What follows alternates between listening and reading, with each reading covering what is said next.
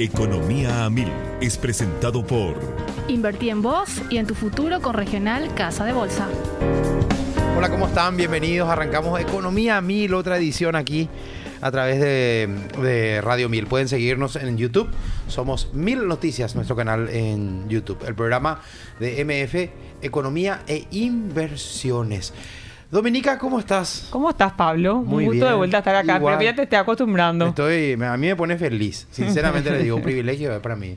Porque además que me gustan mucho este tipo de temas. Ah, sí, bueno, buenísimo. Hoy tenemos muchos temas muy interesantes, ¿verdad? La verdad que pasó mucho. Tenemos muchas noticias, tenemos muchos actores con quien vamos a hablar y después vamos a ir desagregando los números. Así mismo. Bueno, hoy nos acompaña como todos los días Horacio. ¿Cómo estás, Horacio? Buenas tardes. Hola, Pablo, ¿qué tal? Un gusto volver a tenerte acá. Realmente Muchas acá gracias. un salvavidas nos tiró Pablo, así que muy agradecido también en parte del programa.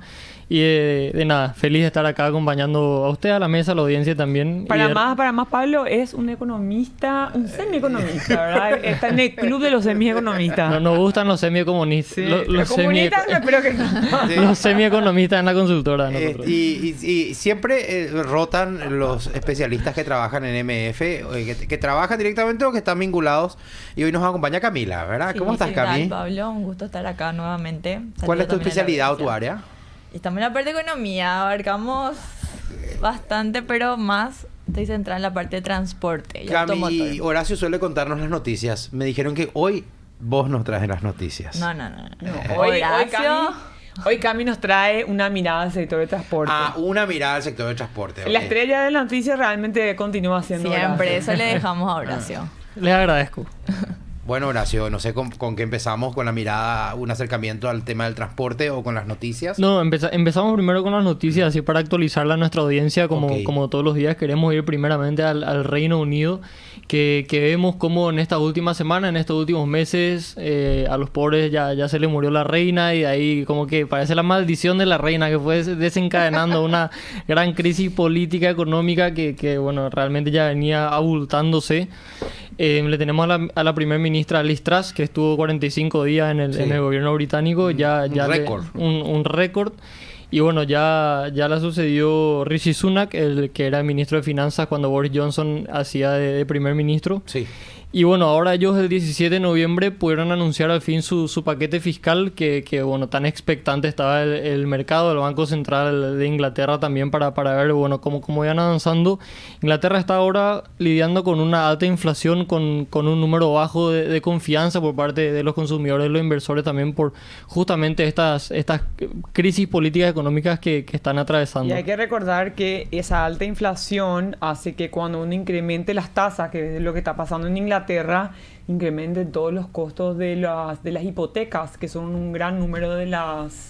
O sea, no solamente te está subiendo el costo de vida, sino te está volviendo mucho más caro tu crédito hipotecario. Al que está escuchando le decimos, ayer les contábamos la situación de Estados Unidos, más o menos en los mismos términos, ¿verdad? Así mismo. Hoy la de Inglaterra, ustedes dirán, ¿para qué? ¿Verdad? Bueno, y estas son las locomotoras de la economía mundial, son Inglaterra, Alemania, Estados Unidos, China, Así ¿verdad? mismo. Entonces, las cosas que vayan pasando ahí repercuten necesariamente y son la explicación lejana de fenómenos económicos que después se van desencadenando en distintas partes del mundo. Y así también, recordemos que la economía es algo muy amplio, entonces después de todo esto que se desencadenó después de la pandemia, realmente me incluyo en la bolsa, nosotros los economistas nos da como mucho material del cual analizar, del cual poder hablar, cosa que de repente no se veía hace varios años.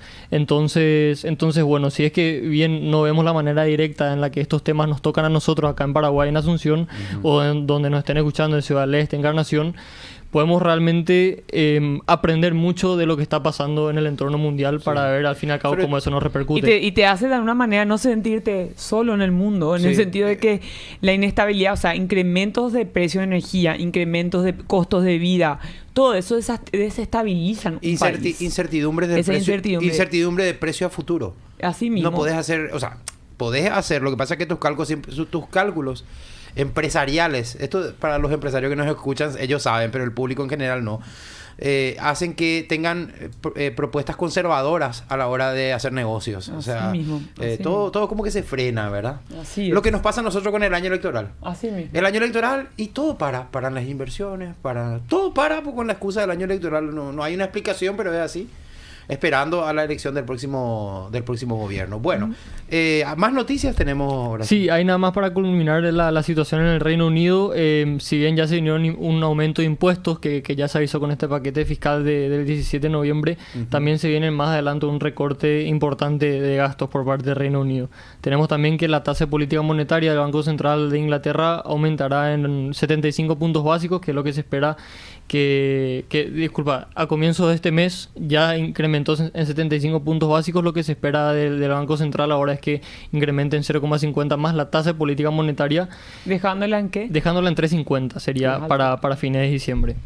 Bueno, hay otra cosa ahora, sí. Pasamos a Argentina, acá a nuestro vecino. Sí. Tenemos datos de su balanza comercial. La balanza comercial es cuánto exporta y cuánto importa, la relación entre eso. ¿Y la diferencia es positiva o negativa? Y la diferencia es positiva. Si es positiva, estamos hablando de un superávit comercial. Si es negativa, estamos hablando de un déficit comercial. Argentina en el mes de octubre presentó un superávit comercial de aproximadamente, las exportaciones llegaron a 7.900 millones de dólares y las importaciones a 6.074 millones de dólares. Una balanza positiva. Una balanza positiva, estamos hablando de un superávit de 1.827 millones de dólares. Ahora, mirado eso interanual en los últimos 12 meses. Mirado interanual, tengo que las exportaciones sí crecieron un 15,1% y realmente bastante. ¿En qué sectores qué sectores explican esto? Y realmente lo que se viene viendo a nivel regional que es un importante avance y una recuperación del sector agropecuario. Tenemos el año pasado la soja no solamente afectó a Paraguay, si bien nosotros la resentimos mucho más por la fuerte dependencia de nuestro país, de la economía de nuestro país hacia el lado agropecuario, también afectó a otros sectores y no se hizo indiferente a Argentina, ¿verdad? Que también que el sí, año pasado... sequía. Claro. Pero ¿sabes por qué te pregunto? Sí, yo me imaginaba que era el sector agropecuario, el de granos en particular. Sí, totalmente. Porque a veces esos granos se llevan de acá en una parte. Sí. ¿Verdad que es así? ¿O no? ¿O ¿Se llevan de acá? No, que ellos reexportan granos nuestros, ¿o no es así? Yo tengo entendido que ellos importan granos nuestros, no sé Pero si... es para su mercado local. No. Ellos procesan, tienen las plantas de crushing en Rosario. Ok. Entonces, básicamente, nosotros le exportamos nuestros granos y ellos procesan, hacen aceite, hacen la plaza de crushing, después ellos venden eso. Eso ya procesado con un valor agregado. Ok. Así es. Bueno, y tenemos también, pasamos más al sector nacional. Tenemos datos del Banco Central del Paraguay que anunció que iba a mantener su tasa de política monetaria en 8,5, 8,50 por segundo mes consecutivo. Esto se está viendo justamente a que el Banco Central está viendo en la dinámica de mercado que su accionar de política monetaria está siendo efectiva, valga la redundancia, porque vemos que el índice de inflación está entrando en rangos de estabilidad. Vemos que la inflación en términos interanuales está bajando. En octubre cerramos a 8,1%. La inflación interanual, si vemos a datos de abril que teníamos, cerramos abril en un 11,8%. Realmente, para el Banco Central de Paraguay subir a estas tasas de política monetaria a estos niveles es realmente bastante alto, pero vemos cómo está surtiendo efecto y vemos también cómo el Banco Central opta por no seguir subiendo, ya que está haciendo buen uso y está haciendo su trabajo, pero sí sabe que el camino es largo todavía y decidió mantener la tasa de política monetaria en 8,5, que es algo, de alguna manera, desde el punto de vista del tomador de crédito, es algo... Totalmente, sí. Es algo positivo, porque eso no quiere decir que por lo menos esa tendencia ascendente de encarecer el crédito, por lo menos vemos que se está estabilizando. Así ¿no? mismo. Pero el Banco Central se vio obligado por las circunstancias a... La famosa medida anticíclica, ¿es verdad? Así mismo. La famosa medida anticíclica. ¿Más noticias, Horacio? Sí, tenemos más noticias. No nos hacemos ajenos a lo que también el resto del mundo viene diciendo de Paraguay. Tenemos que la calificadora de riesgo Fitch mantiene la calificación del país en BB+ positivo con una perspectiva estable. Acá tenemos Dominica, la experta, que ya también fue analista de una calificadora de riesgo para que nos explique esto un poquito más y qué significa para el inversor en Paraguay. Bueno, solamente para dar un poco de contexto, la calificadora da una calificación al gobierno y a la capacidad y a la voluntad del gobierno de pagar sus deudas, ¿no? Paraguay viene en una tendencia ascendente en relación a su calificación. ¿Y qué quiere decir tener una buena calificación? Cuando uno llega a grado de inversión, que es, vamos a decir, cuando uno pasa al escalafón de triple B, en general eso hace que el país sea mucho más atractivo para un montón de tipos de inversiones. Y acá me refiero específicamente a fondos de inversión, especialmente pensiones, fondos de pensiones en Estados Unidos o en el mundo, que solamente invierten en países con grado de inversión. Entonces, el tan anhelado grado de inversión, nosotros como bien se viene trabajando desde hace tiempo, Paraguay vamos a decir, se ha estabilizado dentro de su calificación. Sí, hace mucho que está ahí. Hace mucho que está ahí, pero está haciendo todos los pasos correctos, yo creo. Más aún considerando que en los últimos 2 años, no solamente con la pandemia, pero sino con la inestabilidad dentro de la región, la mayoría de los países han descendido en su escalafón de calificación. Entonces, el hecho de haber mantenido o de haber cambiado perspectiva, que hace poco fue Moody's quien cambió la perspectiva positiva, ha sido extremadamente positivo para el país.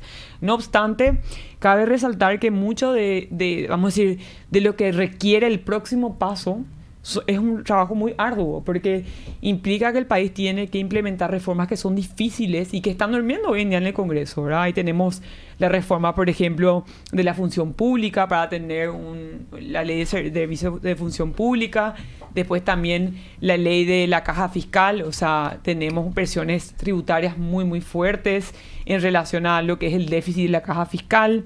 Después la ley de compras públicas, que creo que ahora ya se ha pasado. Entonces se están haciendo estas, vamos a decir, leyes de transformaciones de Estado, donde el país está haciendo su trabajo, pero son reformas estructurales importantes que no son fáciles de hacer. Entonces el hecho de haber mantenido la calificación en una severa sequía como tenemos y en un año electoral, yo creo que eso es algo muy positivo. Y así eso, yo, Dominica, acá te trato como invitado un rato. El hecho de estar en una perspectiva estable o pasar a positiva, el gran paso para llegar al grado de inversión, eso se da más por el lado de lo jurídico. ¿Qué es lo que nos falta para poder llegar al grado de inversión? Bueno, me voy a remontar un poco tanto a este comunicado como al comunicado anterior de Moody's, que son 3 las principales, Moody's, Fitch y Standard & Poor's.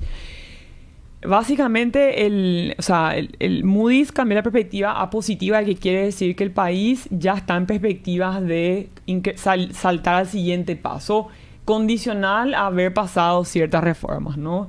Vamos a decir, la calificación positiva de Gafilat, vamos a decir, aportó a ese cambio de perspectiva, que quiere decir que lo que te hace la calificadora es te muestra cuáles son los siguientes pasos que tenés que tomar para que cambie tu calificación, ¿verdad? Y en ese sentido han sido, como yo también te mencioné, es pasar las leyes de reformas fiscales que son clave, que tenés la ley de reforma fiscal 2.0, la de la consolidación fiscal, tenés la ley de función pública, la ley de compras públicas que ahora se pasó. Y ahora yo creo que todo de hecho vamos a tener ahora un invitado después, el acuerdo del Fondo Monetario es algo que va a ayudar al país a conseguir vamos a decir, el soporte que necesita para ir estabilizando, vamos a decir, todos los ganos que nosotros estuvimos haciendo a través de los años en la parte de macroeconómica y fiscal, ¿no? Que ha dejado, o sea, los últimos 2 años, tanto la pandemia como la sequía, ha dejado a todos los países descolocados, y Paraguay no es menos, ¿no? Estamos más endeudados, tenemos un espacio fiscal más corto, tenemos una inflación. Entonces, todos los soportes técnicos que nosotros tengamos para poder ir consolidando esa posición fiscal, que siempre fue nuestra fortaleza, es algo que necesitamos hacer, ¿verdad? Y la calificadora Fitch no se hace indiferente a lo que está pasando actualmente acá con la aprobación del presupuesto general de la Nación, que ahora está a puertas del Congreso Nacional para la aprobación, que después pueda pasar al Ejecutivo. Y ya habla, bueno, se hace consciente también del nuevo meta de déficit que tuvimos de 2,3% de déficit fiscal del Producto Interno Bruto. Y también como que hace una recomendación e insiste un poco en que volvamos y podamos volver lo antes posible al 1,5%. Claro. Hay que pensar que, que desde el... Creo que fue 2019 donde se pidió la extensión para hacer la política contracíclica. Después tuvimos la pandemia. Después tuvimos otra sequía. Entonces venimos realmente de varios años de no llegar a nuestra... Las 7 plagas de Egipto nos agarraron a nosotros. Sí, así mismo. Bueno, por suerte, históricamente se ha demostrado que esto es cíclico. Y a un ciclo, Totalmente. A un ciclo malo le tiene que sobrevenir un ciclo No, y que bueno. Paraguay no es el único país, ¿verdad? Realmente somos... Toda la región ha incrementado mucho su nivel de deuda y se ha achicado el espacio Eso fiscal. es, ahí me permiten un punto. Yo todas las veces que tuve la oportunidad dije eso, ¿verdad? Que hay países que tuvieron mejor carrocería para enfrentar esta situación. Así es. Y hay países que tienen menos carrocería. Por su desarrollo industrial, por su Producto Interno Bruto. Por sus reservas, por sus recursos naturales que les permiten vender. Claro, mucho se habla de la espalda política, sí. pero ¿qué tanta espalda Claro. económica un ha país tumbado a varios gobiernos también en el proceso. Claro. Entonces, hay países que tienen más espalda, más carrocería y países que tienen menos. Y cada uno echó mano de aquello que tenía la posibilidad. Y bueno, en el caso de Paraguay, la posibilidad que tenía, o sea, no le quedó otra. Cuando la gente habla mucho, ligeramente, la gente dice esos 1.600 millones, que no son 1.600, son 1.900, de la época de la pandemia, ¿con qué creen que se pagaron los subsidios? ¿O con qué creen que se pagó a la cantidad de médicos y enfermeras que se contrató? O sea, había que sacar de algún lado el dinero, ¿verdad? Ujú. ¿Con qué creen que se solventaron muchos gastos de insumos o vacunas? O sea, y Paraguay tuvo que echar mano de eso. No, y que fue un esfuerzo fiscal para todos los países, ¿verdad? No es algo, no fue una tarea fácil y bueno, yo creo que Paraguay dentro de todo le ha ido bastante positivo y ha mantenido bastante estable y ha podido actuar bastante ágil de una Así manera, mismo. ¿verdad? Algo que nadie estaba preparado para actuar. Economía a 1000 es presentado por Invertí en vos y en tu futuro con Regional Casa de Bolsa.